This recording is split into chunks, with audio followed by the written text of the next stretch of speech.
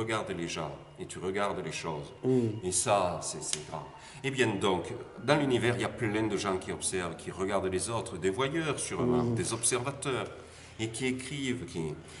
Tu parles à un gars qui tient une caméra, tu sais. Ah, pardon. Eh bien J'en là, suis. eh bien là, moi je trouve que c'est notre première responsabilité ici, une fois que les gens ont découvert des espèces de suites de tableaux, d'imaginaires permettant de voyager, de rêver, de commencer à rentrer dans d'hypothétiques représentations de telle ou telle société, forcément fausses. En un seul tableau, on ne risque pas de transmettre des vérités. Ah ben On après, n'est il pas faut là bosser ça. pour avoir la suite aussi. Ouais. Pas Eh déconner. bien, il y a une librairie et des disques, Voilà. et des objets. Et ça, c'est la poursuite de. Et ça, c'est je repars avec. Vous savez, on parle du rite. Moi, quand je vais visiter un lieu, Tu j'adore. fais une offrande au temple Ouais, et tu repars avec un cierge, enfin, exactement. l'équivalent Et suivant le lieu. la matière. Voilà. La matière. Eh ouais.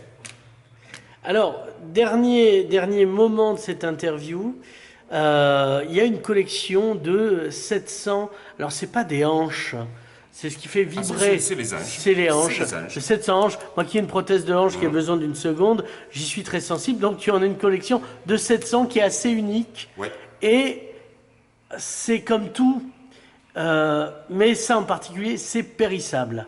Alors ça, c'est Alors, c'est le vrai trésor. Voilà. C'est le vrai trésor. Moi, on m'a expliqué ça. C'est le vrai trésor parce que dans les musées, nous avons des gens très bien formés. Forcément. Ils sont passés par l'école du Louvre, par plein de lieux de formation. les chartes, qui des trucs, quoi. rendent docte. Ouais. Et donc, quand on conserve, il faut conserver ad vitam aeternam. Ouais. Un conservateur est là parce qu'il pense que l'éternité existe. Ils n'ont pas encore pris conscience que l'Italie, des fois, tremble et que plein de Oui, chefs-d'œuvre, voilà.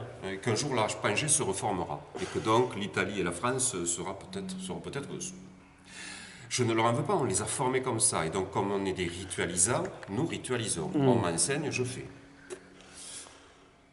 Donc, dans aucun musée de la musique occidentale, les hautbois ni les clarinettes ne sont acquises avec les anges, sous prétexte, sous raison, Ouais. que les anges sont en matière très périssable. Oui, puisque c'est des instruments de bois léger appelés à vibrer. Ben oui, c'est de la paille pour certains. Ouais. Pour la plupart, ce sont soit des bouts de roseau, soit des bouts de bambou. Donc évidemment, ça n'a pas une durée de vie pluricentenaire. C'est évident. Quels que soient les modes de conservation. Donc, surtout, pour ne pas un jour se retrouver à rayer dans un registre de conservation, là c'est acte de grande responsabilité. Ouais. C'est l'harakiri du conservateur. Eh oui, l'anche a disparu, elle est tombée en poussière. Ouais. Eh bien, on n'acquiert pas.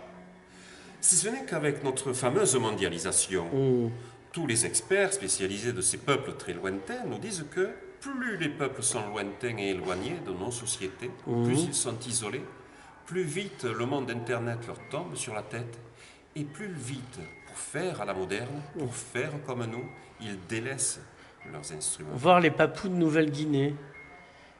Or, le tube, qui se conservera Oui. très longtemps, pas de souci, c'est facile à mesurer.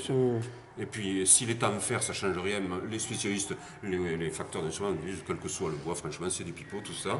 C'est le cas de le dire. Non, tout, l'âme, le créateur du son, c'est Le ce vibrato. petit bout de ce truc.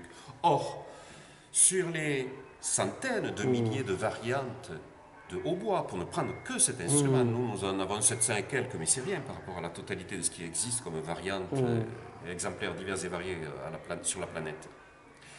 Il y a autant par famille, par micro-famille, autant de types d'anges. Chaque instrumentiste, pour jouer, a 4, 5, 6 anges.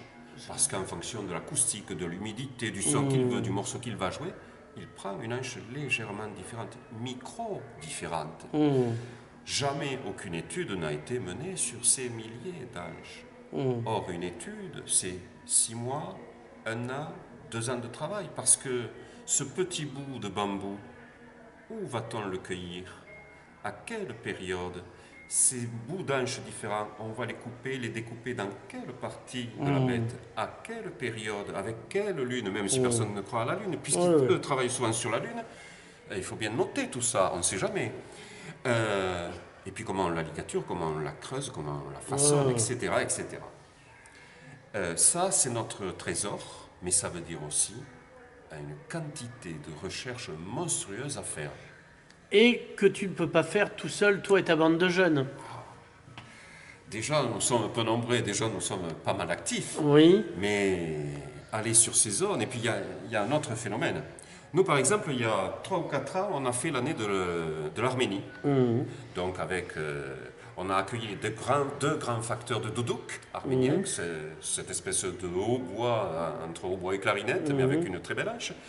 Donc, il nous a étudié, ces deux facteurs nous ont étudié les divers doudouks qu'on a dans les fonds de collection. Nous en avons fabriqué. On a pu filmer, ils nous ont commenté, tout va bien. Mais au moment crucial, à la fin de leur résidence, ils ont ouvert leurs valises et nous ont offert 4 ou 5 anches. Parce que l'anche, pour le facteur ou le musicien, c'est le secret de la qualité de sa musique.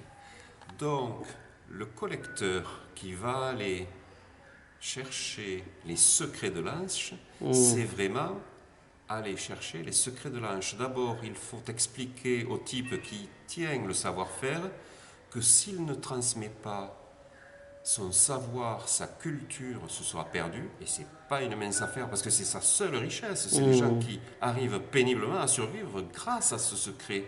Donc d'abord, il faut les mettre en confiance, leur expliquer que c'est une question de survie culturelle. Mais qu'est-ce que ça veut dire pour eux? Pour eux.